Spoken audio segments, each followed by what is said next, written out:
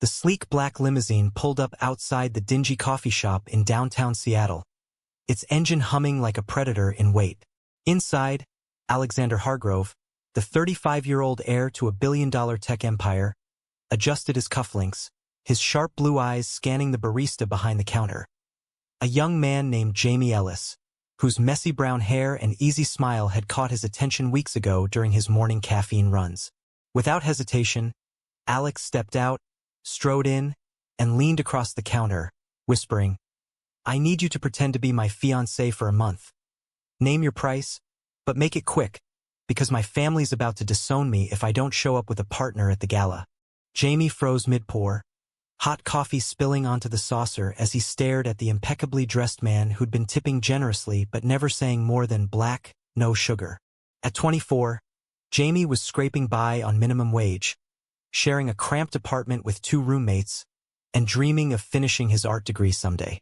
The offer sounded like a scam, but Alex's serious expression and the wad of cash he slid across the counter. $10,000 just for listening. Made it real. "Why me?" Jamie asked, wiping his hands on his apron. Alex glanced around the empty shop, then leaned in closer. "Because you're unassuming, charming, and gay like me. My conservative family thinks I'm straight, and they're pressuring me to marry a woman from their circle. This fake engagement buys me time to come out on my terms." They sat in a booth, the fluorescent lights buzzing overhead as Alex laid out the plan. Jamie would attend events as his fiancé, wear a ring, smile for photos, and keep up the act in public. In return, $50,000 upfront, plus expenses, and a promise to fund Jamie's tuition. It seemed straightforward, but Jamie's mind raced with doubts. He'd grown up in a small town where being gay meant whispers and exclusion. Moving to the city was his escape, but faking a relationship with a stranger felt like stepping into a minefield. Still, the money could change everything.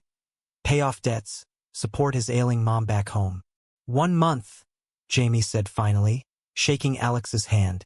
"But no funny business. This is business." That night, Jamie lay awake in his tiny room, staring at the engagement ring Alex had given him. A simple platinum band that felt heavy on his finger. He thought about his ex, the one who'd left because Jamie couldn't afford the life they wanted. Was this any different? Selling himself for stability? But Alex had seemed genuine, vulnerable even, when he admitted his family's expectations were crushing him. The Hargroves were old money, pillars of society, with ties to politics and religion. Alex's father, a staunch traditionalist, had built the company on family values, and coming out could tank stock prices and alienate board members. Jamie sympathized. His own coming out had cost him friends. Maybe this could be more than a transaction, perhaps a way to help someone navigate the same shadows he'd faced. The next day, Alex picked Jamie up in a tailored suit that made him look like a model from a magazine. They drove to a high-end boutique where stylists fussed over Jamie, transforming his casual vibe into polished elegance. As they tried on outfits, their hands brushed accidentally, sending a spark through Jamie that he quickly dismissed. "Remember, it's fake," Alex said with a wink, but his eyes lingered a second too long. At lunch in a swanky restaurant overlooking Puget Sound, Alex coached him on the backstory. They met at the coffee shop, fell in love over lattes, proposed on a whim. Jamie nodded, but inside he felt the weight of the lie. What if someone dug deeper? What if his own feelings got tangled? The first test came that evening at a charity dinner. Alex's arm around Jamie's waist felt protective, but the stares from socialites whispered judgment. "Who's the boy toy?" one woman murmured, loud enough to hear. Jamie's cheeks burned, but Alex squeezed his hand. "Ignore them. You're perfect." As the night wore on, Jamie charmed the crowd with stories of his art, deflecting questions about his background. But when Alex's sister, Elena, pulled him aside, her eyes narrowed. "Alex has never mentioned you. What's your angle?" Jamie swallowed, sticking to the script, but her suspicion planted a seed of unease. Back in the limo, Alex laughed it off. "She'll come around." Jamie wasn't so sure. The world of wealth was a labyrinth of scrutiny, and he was just a barista playing pretend. Over the next week, the charade deepened. They attended brunches, posed for paparazzi, and shared couple posts on social media that went viral. Jamie's followers skyrocketed, but so did the hate comments, accusations of gold digging, slurs about their sexuality. One night, after a particularly vicious online thread, Jamie confronted Alex in his penthouse. "This is hurting more than helping. People are calling me a fraud." Alex poured them whiskey, his face softening. "I know, but think about what we're challenging, the idea that love has to fit a mold." Their conversation stretched into the dawn, revealing cracks in Alex's facade. A lonely childhood, suppressed desires. Jamie shared his own scars, and for the first time, the fake felt a little real. As the sun rose, Alex's hand on Jamie's shoulder lingered, a silent question hanging between them. But cracks were forming elsewhere. Jamie's mom called, excited about the Fiancé sheet seen online, but worried about the class difference. "Be careful, honey. Rich folks play games." Jamie brushed it off, but doubt crept in. At work, his coworkers teased him relentlessly, one even outing his past struggles with depression. The pressure built, and during a quiet dinner at Alex's place, Jamie snapped. "This isn't just about your family. What about mine? What happens when it's over?" Alex looked stricken. "I didn't think. I'm sorry." In that moment, vulnerability bridged the gap, and Jamie realized he was falling, for the man, not the money. But was it mutual or just part of the act? As the second week unfolded, the facade began to strain under the weight of real emotions. Alex invited Jamie to his family's estate in the suburbs, a sprawling mansion that screamed old-world opulence. The drive there was tense. Alex gripped the steering wheel, confessing, "My father will interrogate you. He's a shark." Jamie nodded, slipping the ring back on, but his heart pounded. Upon arrival, Mr. Hargrove greeted them with a firm handshake and a skeptical eye. "So, this is the one who's tamed my son?" he boomed, his wife hovering like a shadow. Dinner was a battlefield of polite barbs, questions about Jamie's pedigree, subtle digs at his job. When Mr. Hargrove toasted to traditional unions, Jamie bit his tongue, but Alex's foot nudged his under the table, a secret alliance. Later, in the guest room, Jamie paced. "Your dad hates me." Alex slipped in, closing the door softly. "He hates what I am, not you." They sat on the bed, talking in whispers about the hypocrisy of a family preaching values while ignoring their son's truth. Alex's voice cracked as he admitted fearing disinheritance. Not for the money, but for the legacy. Jamie reached out, their fingers intertwining naturally. It was the first unscripted touch, charged with unspoken desire. But morning brought reality. Elena cornered Jamie in the garden. "I checked your background. No college degree, debts piling up. You're using him." Jamie defended himself, but her words stung, echoing his insecurities. Was he just a convenient prop? Back in the city, the media frenzy escalated. A tabloid ran a story. Hargrove heirs mystery man? Love or leverage? Protests erupted outside Alex's office, conservative groups decrying the mockery of marriage. Jamie's coffee shop became a circus, customers snapping photos, some supportive, others hostile. One man spat, "Fags ruining America." Shaken, Jamie called Alex, who arrived in minutes, pulling him into a hug that felt too real. "We'll fight this," Alex said, but Jamie wondered if the fight was worth it. That night, they attended a LGBTQ+ fundraiser, where Jamie met activists who praised their visibility. For the first time, he felt empowered, but Alex seemed distant, fielding calls from the board about dropping stocks. The turning point came during a weekend getaway to Alex's cabin in the mountains, meant to rehearse for the big gala. Isolated, the pretense melted. They hiked trails, shared stories by the fire. Alex's first crush on a boy in boarding school. Jamie's art inspired by heartbreak. Laughter turned to quiet moments, eyes meeting across the room. One evening, as rain pattered on the roof, Alex confessed, "This started as a lie, but you're making me want truth." Jamie's heart soared, but fear held him back. What if it's the situation, not us?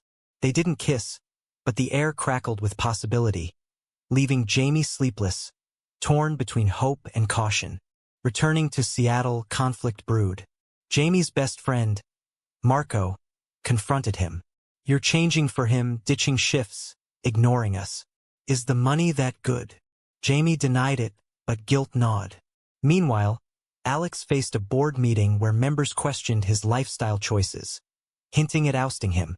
In a heated argument with his father over the phone, Alex defended Jamie fiercely, hanging up with resolve. That night, he showed up at Jamie's apartment unannounced. "I need you, not just for show." They talked until dawn, boundaries blurring, but Jamie pulled away. "We can't confuse this. One more week, then it's done." Social tensions peaked at a networking event. A prominent politician, a Hargrove ally, pulled Alex aside. "This gay farce is bad for business. End it." Overhearing, Jamie felt like an outsider, a tool in a larger game. Hurt, he slipped out, wandering the streets. Alex found him hours later on a bench by the water. "I'm sorry. I never meant to drag you into this mess." Tears in his eyes, Jamie admitted, "I'm scared because it's not fake for me anymore." Alex cupped his face, their foreheads touching. "Me neither." But as they embraced, a photographer snapped photos, turning intimacy into scandal. The next day's headlines screamed betrayal, twisting their moment into proof of deception. Jamie retreated to his art studio, painting furiously to process the chaos. Calls from his mom flooded in, worried about the drama. Alex texted apologies, but Jamie needed space. Yet the gala loomed, the climax of their deal. In a moment of clarity, Jamie realized the societal pressures, class divides, homophobia were mirrors of his own battles. He decided to show up, not for the money, but to stand with Alex. But as he dressed, a knock came, Elena with a folder. "You need to see this. Alex isn't who you think." Elena's revelation hit like a gut punch.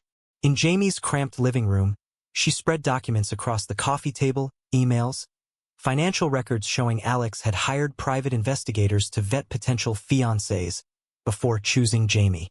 "He picked you because you fit the profile. Broke, gay, no family ties to complicate things," she said, her voice laced with concern rather than malice. Jamie's world tilted. The vulnerability, the shared moments, were they calculated? "Why tell me?" he asked. Elena sighed. "Because I love my brother, but he's manipulating you to rebel against Dad. You're collateral." Reeling, Jamie confronted Alex at his office. The sleek glass tower a stark contrast to his turmoil. "Was I just a pawn?" Alex's face paled as he scanned the papers. "It's not like that. Yes, I researched, but once I met you, it changed." Jamie didn't buy it. Trust shattered, he stormed out, tossing the ring on the desk. Alone in the elevator, tears came. Anger at Alex, but more at himself for believing in fairy tales. The media pounced on the breakup, speculating infidelity, fueling online debates about class exploitation in relationships. Jamie's shop fired him amid the chaos, citing distraction, leaving him jobless and exposed. Desperate, Jamie crashed with Marco, who urged him to expose Alex. Sue him, go public, make him pay. But Jamie hesitated. Beneath the hurt, he saw Alex's desperation, trapped in a gilded cage. Meanwhile, Alex drowned in isolation, board members circling like vultures. His father called a family meeting, demanding he fix this mess by announcing a real engagement to a woman from their circle. Alex refused, but the pressure mounted, whispers of mental health concerns to sideline him. In a low moment, he drove to Jamie's old shop, staring at the empty counter, regretting his choices. Reconciliation flickered when Alex showed up at Marco's door, disheveled and pleading. "I was wrong to start this way, but my feelings are real." They argued on the stoop, voices rising. Jamie accusing manipulation, Alex defending his fear. Neighbors watched, one calling the cops, turning personal pain public. As sirens approached, Jamie softened. "Prove it. Come out without me." Alex nodded, and they parted with uneasy peace. But societal backlash intensified. Conservative media labeled them agitators, while LGBTQ+ groups hailed Jamie as a hero for walking away from toxicity. The gala arrived, a glittering affair at the Hargrove mansion. Jamie attended uninvited, slipping in through the service entrance, driven by unresolved emotions. He watched Alex from afar, charming the crowd alone, but his eyes hollow. When Mr. Hargrove took the stage to announce family news, tension peaked. Alex interrupted, microphone in hand. "I'm gay, and I've been living a lie." Gasps rippled through the room. He spoke of Jamie, not as fake, but as the catalyst for truth. "He showed me authenticity matters more than approval." Jamie's heart raced. Was this redemption? But drama escalated. Elena approached Jamie in the crowd. "Dad's furious, he's cutting Alex off." As chaos ensued, reporters swarmed, and a heckler shouted slurs, sparking a scuffle. In the melee, Jamie pushed through to Alex's side, their hands clasping instinctively. "I'm here," he whispered. They escaped to the garden, breaths heavy. "I forgive you," Jamie said. "But we need to start over, for real." Alex nodded, but doubt lingered. Could love born from deception survive? Post-gala, repercussions hit hard. Stocks plummeted, sponsors pulled out, and Alex's father disowned him publicly. Jamie faced his own fallout, harassment online, job rejections due to notoriety. They met secretly in a park, discussing futures. "We challenged norms," Alex said. "But at what cost?" Jamie agreed, yet felt empowered. Their bond strengthened through adversity, but external forces plotted. An anonymous tip to media claimed Jamie had blackmailed Alex, twisting facts. Heard anew, Jamie questioned everything. In a pivotal confrontation, Jamie tracked the source, Elena's doing, to protect the family. "You played us both," he accused. She admitted, tearful. "I thought it would force Alex back in line." Betrayal deepened, fracturing siblings. Alex cut ties with her, choosing Jamie. As they navigated the storm, societal debates raged. Was faking a relationship ethical? Did class divides doom them? Jamie's art became his outlet, paintings capturing the turmoil, gaining attention in galleries. With Alex disowned, they moved into Jamie's modest apartment, a far cry from luxury, but it forced raw honesty. Mornings were coffee brewed at home, evenings debates over bills. "This is real life," Jamie said, smiling through struggles. Alex adapted, taking a consulting gig, shedding his elite shell. But whispers followed. Friends doubting their authenticity, family ghosts haunting. Alex's mother reached out secretly, pleading reconciliation, but he refused until acceptance came. Social conflicts amplified. At a pride event, they marched hand in hand, but counter-protesters hurled insults, one throwing a bottle that grazed Jamie. Hospitalized briefly, Jamie woke to Alex's vigil. "I can't lose you." The incident sparked media frenzy, polarizing opinions. Heroes or provocateurs? Online forums buzzed with arguments. Did their story advance rights or exploit them? Jamie, recovering, channeled pain into advocacy, speaking at panels about class and queer visibility. Tension built as Alex's ex, a closeted businessman, resurfaced, offering to bail him out if he ditched Jamie. "He's beneath you," the ex sneered. Alex rejected him, but the encounter unearthed insecurities. Over dinner, he confessed to Jamie, "I chose you, but doubt creeps in." Jamie, hurt, stormed out, wandering Seattle's rainy streets. He realized his own fears, being seen as lesser. Returning soaked, they reconciled with tears and promises, fortifying their bond. But the shocking twist loomed. Jamie received an envelope, evidence of Alex's past payoffs to silence ex-lovers, including non-disclosure agreements. Stunned, he confronted Alex. "You buy silence? Is that what you do to me?" Alex explained it was protection in a hostile world, but Jamie saw patterns of control. "I thought we were different." Devastated, Jamie left, crashing with Marco again. Days blurred in anguish. Was love possible amid such secrets? Alex, desperate, went public in an interview admitting flaws. I hired Jamie, but fell for him.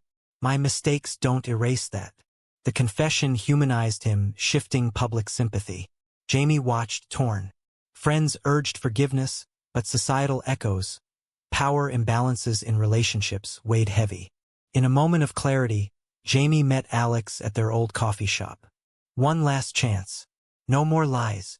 Alex agreed, but as they embraced, Jamie slipped something into his pocket. A note with a shocking decision. The gala's aftermath brought legal woes. Mr. Hargrove sued Alex for damaging the brand, dragging Jamie in as witness. Courtroom drama unfolded, testimonies exposing family hypocrisies. Jamie testified truthfully, defending their love, but revelations about the initial hire sparked ethical debates. Judges' ruling favored Alex, but victory felt hollow amid strained relations. Healing began slowly. They volunteered at queer shelters, turning pain into purpose. Jamie's art sold, funding independence. Yet undercurrents of doubt persisted. One night, arguing over finances, old wounds reopened. You started this with money, Jamie accused. Alex countered. And you took it. Silence fell, realization dawning. Both had choices laced with compromise. As months passed, their relationship evolved into something resilient, forged in fire. Alex rebuilt his career independently, launching a startup focused on LGBTQ+ tech inclusivity. Jamie graduated, his thesis exhibition drawing crowds, themes of identity and deception resonating. They moved to a cozy house in the suburbs, a symbol of compromise, away from city chaos, but connected to causes. Public perception shifted. Documentaries featured their story, sparking national conversations on authenticity in love. But lingering conflicts tested them. Alex's father, health failing, extended an olive branch. At the hospital, reconciliation teetered. Mr. Hargrove apologized vaguely, but insisted on discretion. Alex refused half measures. Accept us fully or not at all. Jamie supported him, but the emotional toll showed in quiet nights of reflection. Societal pushback continued. A bill proposing marriage equality faced opposition, their story cited in arguments for and against. In a climactic moment, Jamie discovered his own secret weighing heavy. Early in the charade, he'd anonymously tipped a reporter about the fake engagement, hoping to force Alex's hand toward truth. The betrayal in the title, he'd orchestrated the leak that exposed them, believing it would liberate Alex. Guilt consumed him. Was it manipulation too? Confronting Alex in their living room, tears streaming, Jamie confessed. I did it to push you, but it was wrong. I shocked myself. Alex reeled, anger flashing. You played me? Hours of argument followed, unpacking layers. Jamie's fear of being discarded, Alex's control issues. Forgiveness came slowly, through therapy and time. We both erred, Alex said finally, pulling Jamie close. Their love, scarred but stronger, became a testament to flawed humanity. Years later, at a quiet anniversary, they reflected on the journey. Society had progressed, but battles remained. Jamie's action, once shocking, now seemed a catalyst. But questions lingered. In love, do ends justify means? Was Jamie's betrayal ultimately justified? True or false?